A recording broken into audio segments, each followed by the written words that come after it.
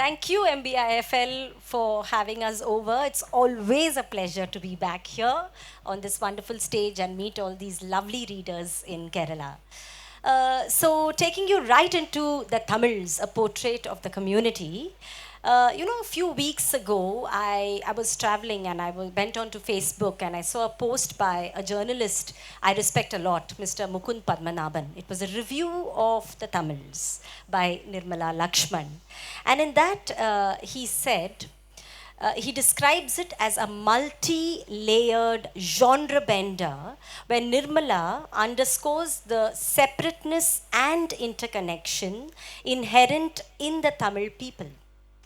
Now, I got hold of the book a couple of days ago, and sieving through the pages of the book, I realized that's what the Tamils is truly about, with its flourish of anecdotes and an integrity with poetry and literature, taking us through the centuries that have shaped Tamilagam. Okay, so you have dedicated the book to your mother, who has given you all things Tamil, you say.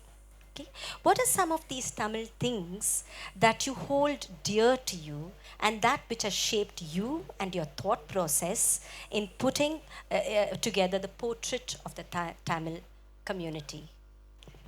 Thank you very much, Nirmala, for that lovely introduction. Thank you for bringing up Mukund's review, which was, in my view, a very objective review. In fact, I was astonished that he picked up all the things that were deep in my heart. But first of all, let me thank MBIFL for its kind invitation, for the hospitality, and for it's wonderful to see everyone here. Thank you all for making the time. And to go back to your question, I did dedicate this book to my mother because I think that having lost my father when we were very young, though we had a very good infrastructure in which to grow up with, my mother came from a Gandhian family, and through her childhood, she has experienced. A lot of the ups and downs of national politics, because my grandfather was jailed and he was an ardent follower of Mahatma Gandhi, and he even traveled to Vedaranyam for the salt march that replicated the Dandi march. And at home, these little girls, my mother and her siblings, were taught to live a very austere life. So though he started off as a farmer and he really cultivated his lands, he became a socialist, and he was very involved in ensuring that people's rights remained with them. And I think that was one of the basic things that were very integral to her growing up. She passed on those values to us, this sense of integrity, of contribution to public service, and for some level of sacrifice in your own life that you need to, really do to ensure that, you're in harmony with the society around you. And a lot of it, I believe, is honed in the larger Tamil landscape. Tamilians always did have this sense of justice, the sense of purpose, and very important, a sense of community. And they care for, all the constituents of their community. And I think having grown up like that, she instilled some of those values in us. And of course, at the bottom of everything was truth. Courage and truth were the very basic things. So no matter what happens in your life, you have to adhere to those two things, and you will know how to handle the rest of life. In fact, if I may tell you, this the designer of this book has done a very interesting portrait of two little girls standing at the edge of a shore. And I did in my book mention that when 1947 came and independence happened, the day of independence was a day of rejoicing in my grandfather's household, naturally, because India was free.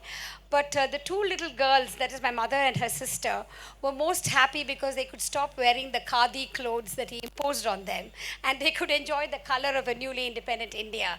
And it's very nice that the designer, I didn't say anything to her, Bena Sareen, who is with Aleph, she seems to have picked that little thread of the little vignette which I was mentioned in the book, and has just came up with this lovely. I think the cover does much more than justice to the book than I actually did, and I think that it echoes, the very essence of what the book is all about. So very grateful, and I think the cover has attracted a lot of people.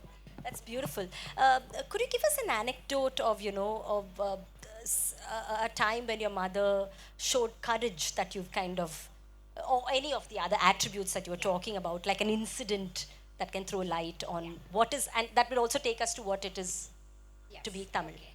I think that one of the things that she did do was that I think at one point, in those days, though my grandfather was very progressive and believed in women's education, he did wanted to get her married off, and he did say we'll find a very good educated family. And true enough, my father's family was very self-aware, very educated, and very exposed. But strangely, had a very progressive grandfather on my paternal side also, but he's felt that this new daughter-in-law could just be somebody who studied from home and continued her education after her schooling and soon after marriage. Her father said, "Okay, don't. I'm sure he'll get over it and let you go to college," which is what my mother wanted to do. She was very, very good at math, and her dream was to become a math professor, but that never happened.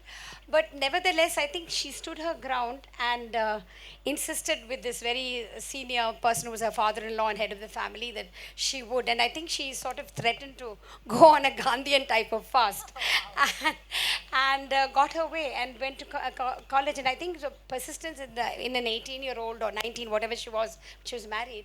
I think that's just one example of the kind of things that were honed in her through her own father's, practice, the way she grew up. So. That's just And I one. can see how persistent you've been in putting this book together. It's taken her 4 years, I read Yeah, somewhere, right? But through the strain of the book, this book is very fragrant, in a certain sense. Like the Tamil Sangam in Mallipu, also known as Jasmine territory, emerged as early as 400 years before Christianity did. In aligning with the power of poetry and literature in shaping thoughts and lives, how have these poetic literary roots held through the ages in representing all that the Tamils stand for? Now. That's a very lovely question. Thank you, Nirmala. Basically, I think everybody here knows that the Tamil civilization, the early years, what is known as the Sangam age, society was constituted, or people settled in areas that were, landscapes that were familiar to them. They were all called the Thinnais, the five Thinnais or the four Thinnais. There was a sandy area, there was a forest area, there was the fertile land, and there was a desert area. So a lot of that reflected in the kind of professions that these ancient Tamils got involved with. So they were tillers of land and they were fishermen who went to sea. And similarly, in the fertile areas, there were fields that they plowed and then they grew their grain.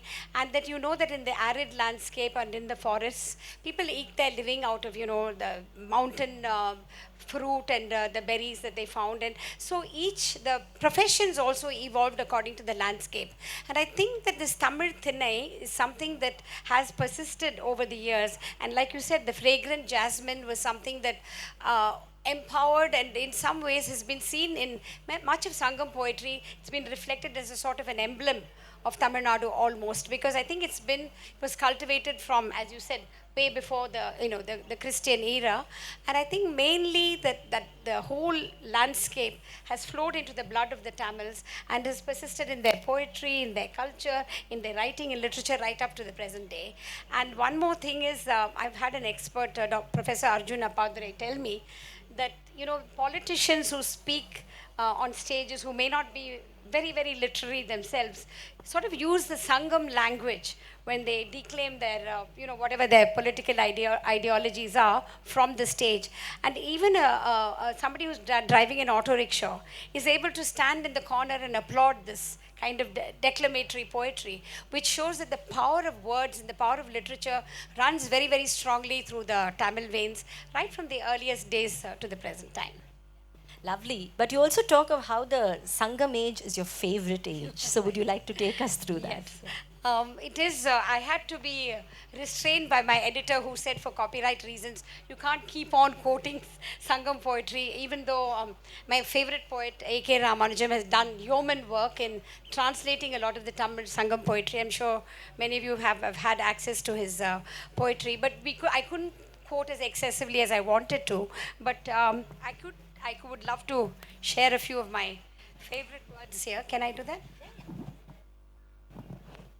So this is from the Tiruvalayadal Puranam.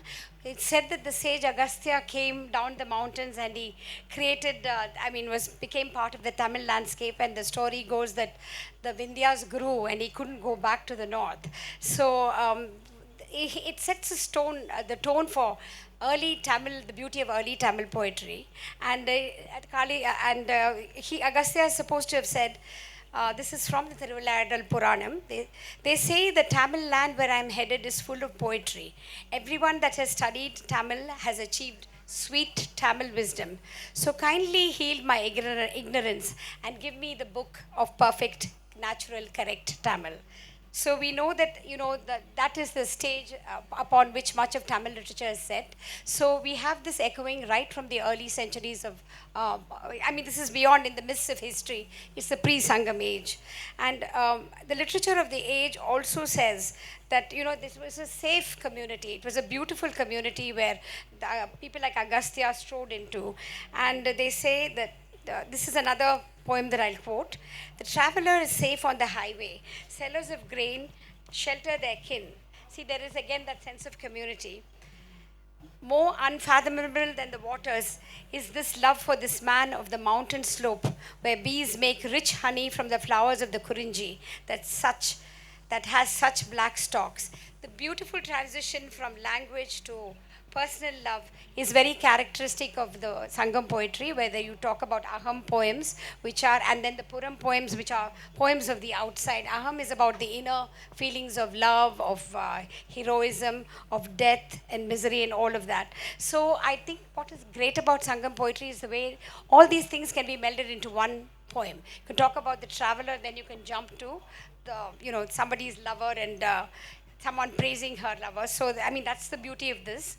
And again, you have an intimate depiction of this inner world. And again, you can see that it's always woven into the natural landscape by bringing the subject in. In his country, summer west wind blows flute music through the bright beetle holes in the weaving bamboos. Now just imagine the visual picture, and I think we have to thank Ramanujam for creating such a powerful image. So these would be some little bits that I think were very invigorating for me. I could read a lot more, but I don't want to waste time. That's beautiful. In fact, it resonates with what you've quoted about what, former UPA cabinet minister Jayanti has said. She says that the Tamils absorb much from the outside space as they exist in. So what is your observation of Tamils in this respect, living across the world? So you've spoken extensively. You can throw a little light on where Tamils are most found across the world, and what's your observation in this respect? As we know that, the Tamils are generally, I'm sure other communities in India are also like that. I never want to make a case for any kind of Tamil exceptionalism, which is not correct. People from all parts of India, all communities have their traits and their strengths. But the Tamils on the whole, they've been very protected by the geography and the landscape. And they were sheltered, but that didn't stop them from looking for other shores and moving outside their geographical location. For instance, we all know that there's a very heavy Tamil population in Singapore, in Malaysia, and again in Canada and in Europe, as well as in Sri Lanka. We know the situation there very well. So basically, a lot of the richness and the cultural legacies of the Tamil have been taken by these people to those shores. And the Canadian settled poet, Tamil poet Cheran says, Tamil has no boundaries and kinship has no name, meaning to say that Tamils everywhere have, they're all recognizably Tamil. At the same time, they adapt to the new place around them and continue to foster their own values. And I found that this is true across the diaspora, although in my book I didn't have a chance to write enough about the diaspora, that would have made it a whole other book. I did manage to say that, wherever they went, we have Nobel laureates, we have scientists, we have people who've excelled.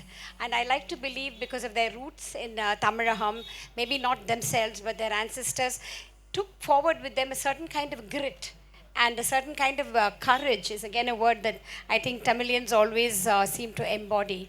And carried with that, the other thing is very, very hard work, which I think made them come through the ranks. And we have very, very well-known people. We even had somebody who was going to become president of the United States, hopefully, but didn't happen. But somebody who had her roots in Tamil Nadu and spoke proudly of the values from her mother's family, which I think exemplifies the basic characteristics of the Tamil people. That's interesting because through the book, you talk about the various influences on the Tamils, the Pallavas, the Pandyas, the Cholas, that have had in the passage of Tamilakam, right, into the present era. So could you talk a little bit about this? Yeah, well, actually, the reason why this book is organized this way is because I realized that and my editor, David R., and I both had several discussions, and we described, first of all, let me say that I'm a journalist by profession, and I'm not an academic, or I'm not a historian. So, in fact, I was doubtful whether I was the right person to do this. But he insisted that, you should have something that's accessible, and not to have some heavy kind of, with a pedantic kind of input, because he said it should be understood by people who are not only Tamilians but non-Tamilians, and there should be an accessibility to the work that you do. And we thought the best way forward, in fact, is not to choose topics and say, I'll write about this and that, but to use chronology as a structure, which is the easiest way in which you can express the cultural values of, generations of Tamils. So we started with the Sangam age. Then I went through chronologically. The Pallavas came after that, and then we had the Pandyas, continuous generations of them, maybe close to 2,000 years. Then the Cholas came up, and then each dynasty came up and went down. Then we had this very interesting, we had Arab travelers coming in from the west coast, west of Africa. That was going on much earlier, actually, even in the early they say even from Sangam times. So that was there. Then there was Christianity. Then the Marathas came. And then, there was an amalgam of people. And I think Tamilians have brilliantly absorbed the various, cultural traits, the various, the values of those societies without losing anything that was intrinsically Tamil, and adapted to that. Much in, there's a passage in which I've written about how the Tanjavur court, there's a portrait in one of the walls and one of the murals which show a dancing girl wearing an Islamic kind of garb, which shows that a lot of that was all adapted into Tamaraham in a very happy way. And I think the music also and the food and all of that was something that was absorbed from other cultures. But at the same time, Tamil Nadu also gave back many things. We know that Sarfoji, the Maratha king, for instance, was a great cook himself. And much of his rule he had handed over to the British administrator. So I think he had plenty of time to cook and to create recipe books, and was wonderful characters. So those are things that I had an opportunity to write a little bit about, though I couldn't go into depth with many of the things because of space. Yeah, and there are more books to come. Yeah. There's also this chapter, that Chennai, that was Madras, Right. So you draw focus to how Francis Day was in love as he sailed across the coast from Machilapattanam, looking for a place to set up a factory and the future settlement for the East India Company. Singing between these lines is the emotion of love and the history of how Madras came to be. Through history and love, as true blue Tamil, what has been your personal connection with the Madras that is now Chennai? That's a lovely question. Very difficult to answer, but I'll try. Basically, as I said, this theme of love, I think even from the Sangam age, is something that's persistent in Tamil cultures, starting with the poetry, now right up to film music or classical music. Everywhere this, notion or this emotion of love transcends everything else. It could be even bhakti kind of love. It could be love for the divine, as well as human secular love. So all of this was always woven into various into poetry, into the dramatic arts, and very much and inculcated in Tamil culture. And interestingly enough, I think the British who came here to trade also felt that they were very much a part of this culture. Many of them, we see them as aliens, and certainly they did a lot of that. They ransacked the treasuries of India, South India, everything. There's no getting away from the negative impact of their legacies. They did destroy a lot of communities. But having said that, they did also consort with the local people. And I'm not surprised at all that Francis Day came looking for this. I understand that the lady in question was not, was an Indian or a Eurasian. Yeah. She was not a British woman. And he came in search of her, and it's fortuitous that, you know, he found this piece of land which became Madras. So this theme of love, very right, Nirmala, it's kind of woven through the fabric of Tamil life in different manifestations. So that's a lovely incident. Lovely. Thank you for choosing that. And then you talk, I don't know, somehow this book has a lot of traces of feminism. There are so many anecdotes about female characters. I think it draws from the book being inspired by her mother itself, you know. So there is this part where, Mahatma Gandhi visits 15-year-old Ambujambal's house. And that becomes one of the most memorable days in her life and the most transformative experience in her life. And then you have gone on to elucidate how Gandhi's impact on Tamil Nadu has been tremendous. Take us through the life of Ambujambal and people of her ilk in handspun cotton and Chennai silk. For them, like in the case of my mother, somebody like this Ambu Jamal was the daughter of a very, very wealthy lawyer. And he himself was a little doubtful about plunging into the freedom movement, though he was part of the Congress party of that time. And he did find the whole Gandhi enigma very interesting, and he invited Gandhi to come to his house. And we all know that Mahatma Gandhi came to Tamil Nadu more than 30 times. And in fact, it was in Madurai where he shed his formal British attire, Western attire, and donned the loincloth, saying that most of my countrymen are wearing this, and why should I be any different? So there's a lot of historical significance to Gandhi's ties with Tamil Nadu. But in the case of many women in Tamil Nadu, they were inexorably drawn into the freedom struggle. And of course, starting off with people like Ambu Jamal, and there are a lot of people who, for instance, there's Gandhi Gram Institute in Madurai. And these were all women from affluent homes whose parents were or were not part of the freedom movement. But these young girls became inspired, so that whenever he had this public meeting, they would take off their bangles and their jewelry and just cast it into the kind of basket where offerings were made. And I think a lot of the funding of the movement actually came from women. And I think women's role in the freedom movement is not recognized enough. And I think it's important that more work needs to be done. And there's also the case of people like Muthu Lakshmi Reddy, who was the first doctor from Tamil Nadu who qualified in medicine and went on to practice very successfully. She married out of caste, and there were lots of stories of widow remarriage and things like that were inspired. So there was a social movement as well as a political movement that had a great impact on the women in Tamil Nadu. So widows could remarry, girls could get educated. And there's a very sad story of a young girl called Shampakavalli who writes a letter to Muthu Lakshmi Reddy, which she in turn published in the Hindu. 16-year-old's grandmother wanted her to as a bonded slave to a much older man who was going to pay for her. And this girl couldn't bear the agony of that and ended up killing herself. But before that, she wrote a letter saying, I hope the plight of my sisters in the future will not be, but they will not have the same tragic story as I do. And this was published, I think, in 1906 or something in the Hindu, and I think it reverberated across the spectrum. So a lot of societies, the pressures of being one kind of woman was, kind of unraveled by this Gandhian movement.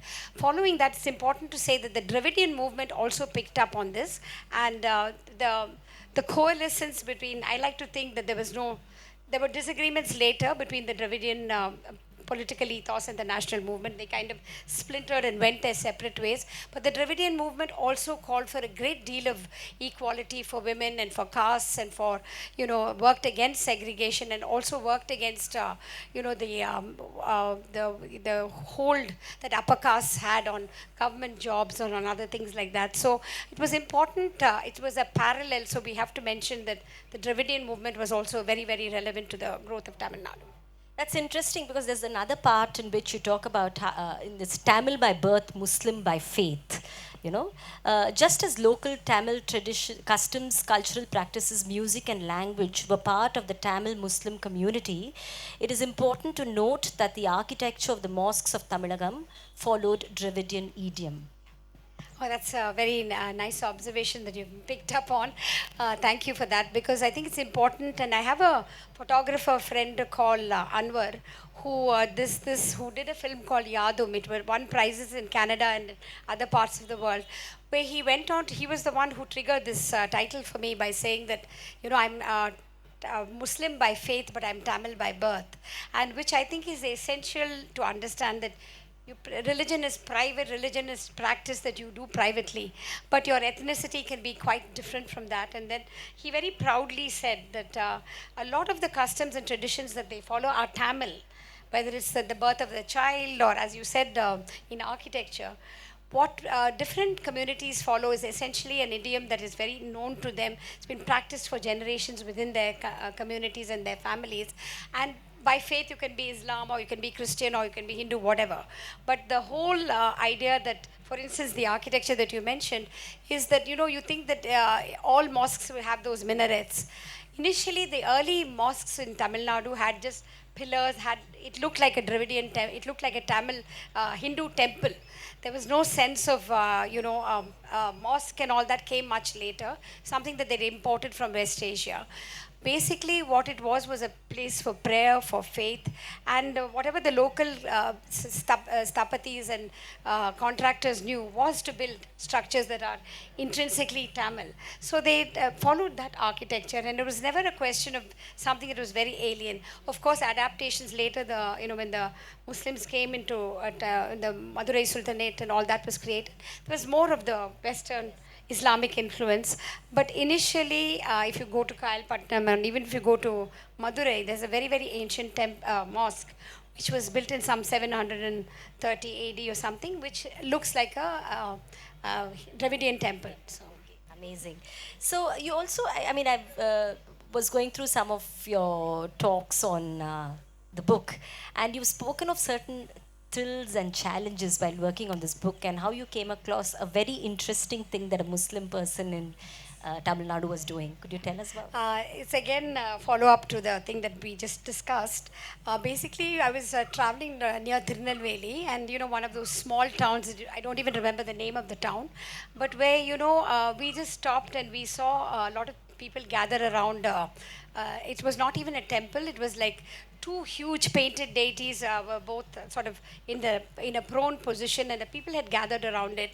And I asked them what we stopped and asked what is going on here.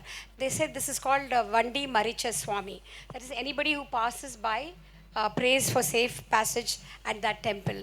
And I went and saw, I saw a girl in a hijab and a man with her. And this man took the vibhuti and put it on his forehead, and the girl took it also respectfully. And I stopped and asked them, I said, aren't you, practitioners of Islam? Why are you praying here? And he said, no, this is, we believe. Or he said, Ella Devamu Monodane. That meaning to say, aren't all gods one? So, that was a lesson for me, that these were simple, unlettered people who were not sophisticated in their philosophies or any such thing, but who used that kind of that idiom of faith for their own understanding, and that was the faith that they practiced. And I was very moved. You can see a lot of non-Muslims go to mosques and churches, but it's very rare to see a lot of Islamic people doing this. And I think in rural communities, there's really that sense of really all gods are one. And I found that very, very moving, and I wrote about that in the book. I think that's one of the most sophisticated ways of living and very futuristic ways of living. And then we move on to the modern times, where you talk of how although there's this questionable state of the Dalits, Tamil Nadu, there's tremendous economic progress in Tamil Nadu. So if you can take us through the modern times and also highlight it through some of your writing. See, modern Tamil Nadu, with all its ups and downs, and as you mentioned, it's not that it's an ideal world, and it's, everybody knows the politics of, the state, starting with, people like M.G. Ramachandran, who had a powerful impact, and then we had Jayalalitha, who was deified, and then we had the DMK, which is now currently in power with Karunanidhi. All people who turned from, many of them came from the film world, but they nevertheless had a great kind of a fascination, attraction for the local people. But there were some qualities that I believe were intrinsically Tamil, and I had some wonderful conversations with Gopalakrishna Gandhi, whom I'm sure everybody's heard about, who has, he's Gandhi's grandson, but he also has a strong Tamil side to him. His grandfather on his mother's side was Rajagopalachari. And when I asked him what it meant to be Tamil, he spoke about the geography of the region. And I'll just read a little bit from that for you. Gopalakrishna Gandhi speaks of the peculiar geography of the Tamil region, a rather pendulous shape that connects it more with its Sri Lankan neighbors in the south in terms of linguistic affinity, although it's been cradled by the religion that came from the north of India. Yet, once its separate dreams were dissolved like Kashmir, Tamil Nadu nestled subnationalism in the arena of larger nationalism. And this took the sting out of geography. The integration with the Indian Union became important, he says. The Tamil identity is more about wanting to be herself or himself, without wanting either the self-alienation or alienation from another. This is essentially what we wanted was recognition. Now, what is needed is cherishing. Only M.S. Subbulakshmi was one national icon who was cherished thus, he says. Although many exceptional Tamils like Rajaji have been recognized in the north, as the calendar of events placed him in the forefront of history. A.R. Rahman is another person from the south whose genius is both recognized and cherished, and an important factor about them is that they held on to their GPS, that is their geographical position, so to speak, and did not move away even to places like Mumbai, unlike many other Tamils who were exceptional individuals in terms of their achievements. Gandhi quotes a lovely interchange between Rahman and him. When Gandhi asked Rahman about the famous lyrics of Khwaja Mere Khwaja, by Javed Akhtar, Rahman gently corrected him to say that the lyrics are by an unknown Sufi poet in Nagaur, who gave Rahman the original Urdu lyrics. When Gandhi inquired how long it took Rahman to set it to music, he said, 12 minutes. That was the prompt reply. One of the Tamil chemistries is the amazing comfort with numbers. Ramanujam was the global example. Rahman saying 12 minutes, and Subbulakshmi telling me that at the Moscow festival, when she was first asked to sing for 5 minutes and then they said sing for 3 minutes, she said, "Am I the Blue Mountain Express?" She asked me, but she did it. He says, this is important, Gandhi feels, as it deprivileges numbers from caste. He also agrees with Appadurai's idea of the 5 Thinai being the basis of Tamil social organization, different from other regions of India, firmly anchored to the natural landscape of Tamilagam. This is a unique Tamil way of looking at the world. And then this last paragraph where I say that distinct story of the Tamils is in the end a story of multiple narratives, of the multitude of poets and kings, artists, builders, writers, resistors, scholars, and ordinary people who, with language as their sacred base, built their history in temples, mosques, churches, fields, and factories, searching as many people do for answers to the mysteries of human experience. Their origins, buried in prehistory, brought to light by diligent explorations and archaeological endeavors, trace the continuity of a civilization that goes back nearly 5,000 years. Their progress from the beauty of the early Brahmi inscription carved on the brow of an ancient Jain cave, through Sangam poetry, through the poetics and grammar of Tolkappiyam, to the uplifting aphorisms of the Tirukkural, found today on Tamil Nadu's state transport buses, all signal a continuity that is quite uncommon. The philosophies that molded them range from simple surrender and devotion as expressed through Bhakti poetry, through the asceticism of Jain and Buddhist thought, through Islam and Christianity, which were really readily embraced, down to the atheism of Periyar and Dravidian ideology. Their lived experience is diverse, yet sometimes similar, making out the singularity of a Tamil essence. And despite the often deep divide of caste, class, and creed, being a Tamilian is the foundation on which all else is built. Lovely. before, so actually this Tamil language has held on so much, and it's amazing how it still, people in the south, in Kerala, in Tamil Nadu, everywhere refuse to speak in Hindi, although it has been, we know the language, but we will not speak it if you're going to force us. And a example, the other day I was coming back home from the airport and there was a driver said, "Yeah, which language? Tamil, Kannada, English, whatever." It's because I told him I'll speak in whatever language. He said, "Tamil. I'm from Assam," but I said, "You know Tamil?" He said, "How come?" So he said, "I lived in Madras for 8 years." I said, "They did not talk to you in Hindi, did they?" So he speaks fluent Tamil. So on that note, I'm throwing the house open to questions. How will you describe the journey of Tamil language from Sangam era to the present era? It's a lovely question. Thank you very much for that.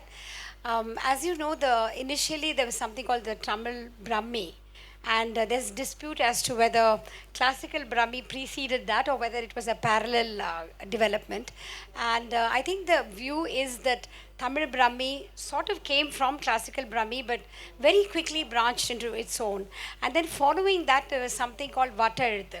You see that even now in the Jain caves, you see the script, which is it has some Tamil markings, but by and it's quite different. In fact, it looks a lot like Malayalam to me. So, and you know that both Malayalam and Telugu came soon after, and various communities in the east and in the north developed and developed their own languages. So, Vattarthu looks a lot like Malayalam, but I think they spoke a kind of continued in speech to be very much like classical Tamil. And classical Tamil, I think, was what is called Old Tamil. It was also called Tamari by some people. And that sort of persisted even now. Now, I think there's very little difference between, of course, what is inscribed on walls and all that is difficult for us to read. But spoken Tamil has always been very charming because each community of Tamilians have their own dialects. And but they all end up reading the same kind of literary Tamil, which is, if you have learned Tamil, you have to know that. So, written Tamil is very different from spoken Tamil, and as Nirmala said, there are a lot of dialects, and including something called Madras Bhasha, which the youngsters speak. They have words like machi and all that, which is not used by a certain generation, but by that. So in that sense, Tamil language has changed, and it's mostly changed in spoken Tamil. But written Tamil more or less remains the same, and I think when I went to the Tanjavur temple, for instance, I could read some of the inscriptions. Not fully, but you could recognize certain words. And if this was in AD 1000 or 900 or whatever it was, and we are now in 2024, I think it speaks a lot for the community, the continuity of the language. But that is only in a written form. In speech, there are as many kinds of Tamil as there are people, I would say. Thank you. Good afternoon, ma'am. Good afternoon. So, ma'am, my question is in regard with the religious history or the culture of Tamil Nadu. Like, obviously, told me we have Tamil Nadu obviously had a very proud Buddhist and Jainist history, like Sitanasal caves and everything. And even before, I think Ilgo Adigal is rumored to be a Jain monk. Most of the religion in Tamil Nadu, you told me it's basically coming from the north. Like even Hinduism, it does have this Tamil variations, if you will, but essentially it's a northern religion. So, and most of this have actually gone it's lost to perpetuity, it's lost in history. So, do you think there are elements of Jainism, Buddhism, or even some religion that is essentially Tamil, even before Hinduism, that is persisting in Tamil culture even today? Like it may be lost in historical fashion, but it's still there. It might have been imbibed by Hindu culture, and it's still there. Like people are practicing it unknowingly. Yeah, absolutely. I think it's a very good question because when you travel in the villages, you notice that they still have village gods and deities, and they had in the pre-Vedic times, the Sangam age, and even earlier, they had goddesses called like Kotravai, there was Murugan, and there were things like Mayon, and all these gods somehow became transfused with the, with the Vedic religion that came from the north, with Vishnu and with Murugan, and Kotravai became Lakshmi and Devi and all that. So, including in the Jain history, which I feel, was a little bit of disservice done by the larger majority practitioners of Vedic religion. They kind of, Jains themselves sort of assimilated, and the Yakshis became goddesses. Ambika was a famous Yakshi who was basically a Jain attendant on the Tirthankara, but they transformed her into a Lakshmi and they built temples for her and all that. So that amalgam went on, but at the same time, in villages, to answer your question, the practice of, they'll say this goddess is, the deity is called Kotrave. So those names still persist, but they become amalgamated into a Shakti or into a Parvati or a Kali or some such thing, which is recognizable by a larger group of people. But certainly there were some very original native gods and goddesses, which I think persist in some rural communities still. Thank you. Very nice introducing your. Thank you. You can hear me, isn't it? Yes, yes. Book, because I read this kind of book. Right now, I'm reading Bengalis. Oh, that's a lovely book. Yeah, Salil. Yeah. Sudeep Chakraborty, and then, but all other books about India were on a general scale, like anthropologists and the writers, the day and all that. So, so why did you want to write about Tamils? Well, actually, I have to give credit to my editor and my publisher, Aleph Book Company. They had started doing this, like you said, it's very valuable service. For instance, Salil Tripathi is Gujaratis. I think he's coming here tomorrow or day after. And I think the editor had the idea of, there's such a vast and rich cultural legacies from different communities across India. And David Davidar wanted to do this community biographies. I think he's still not done with the plans for all of that. He's already done, I think the Bengalis was a brilliant book. I don't know whether you read that, but that was a wonderful book. So, halfway through it. Okay, that's excellent. It's a lovely book. And Sudeep Chakraborty had the courage, which I didn't have. I thought I'd do chronology. He had the courage to choose subjects. He just wrote about various topics, music, art, and all of that. And I being not a historian, was a little hesitant to do that. But I think he dealt with it marvelously. Similarly, I haven't read Salil's book yet, but I know that there's a great, vast, rich anthology of information in that. So I think David Davidar's vision to create a library of work on different communities is what spurred me on. He actually asked me to do it. So that's how that happened. Thank you.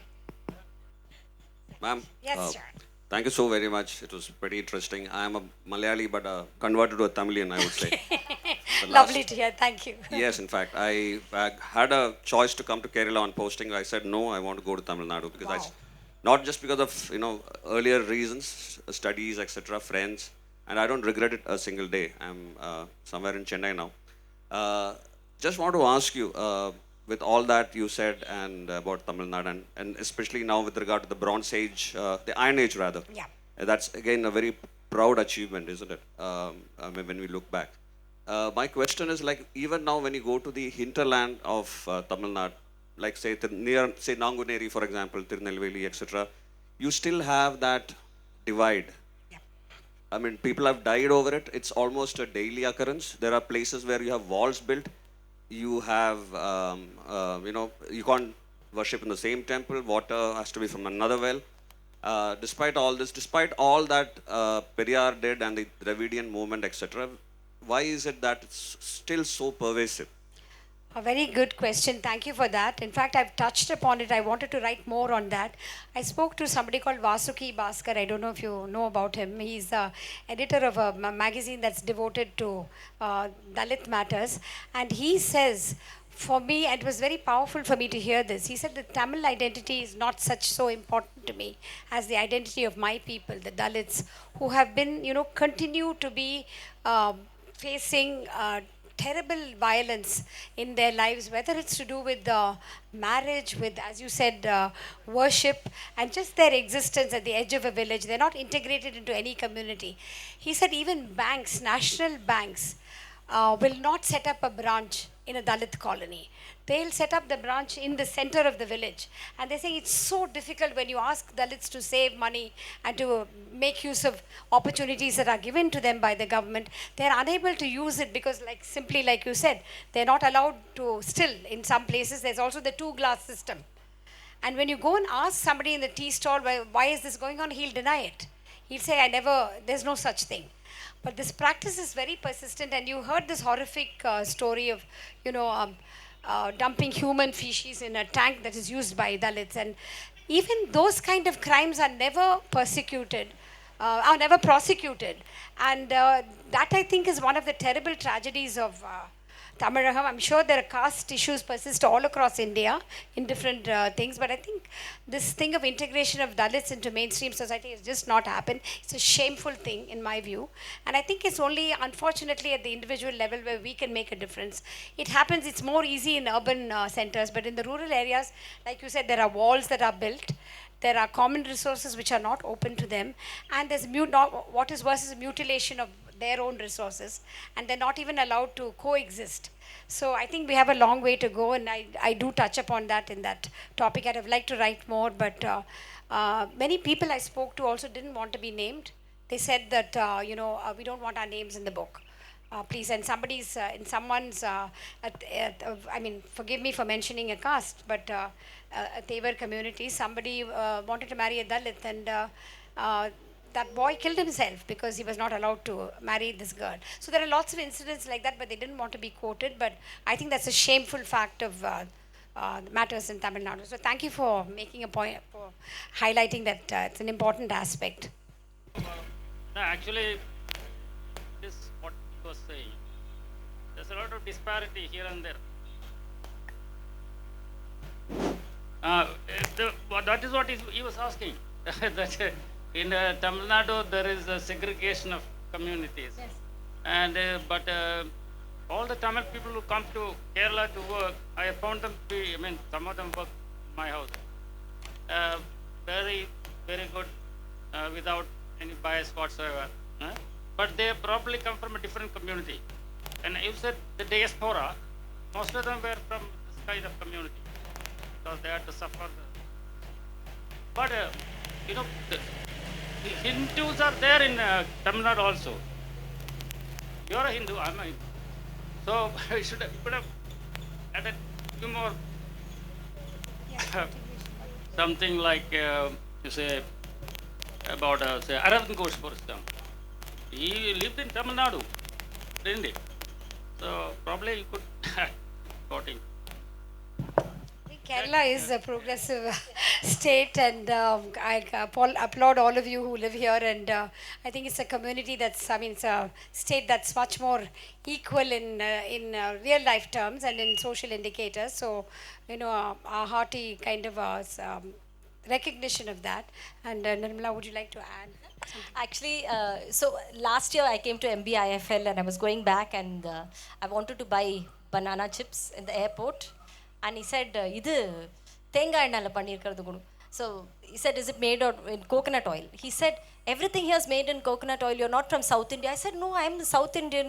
I'm a Tamilian. I live in Bangalore." He said, "No, pure South Indians and who have stuck to what they do is only Kerala and Tamil Nadu. You don't belong."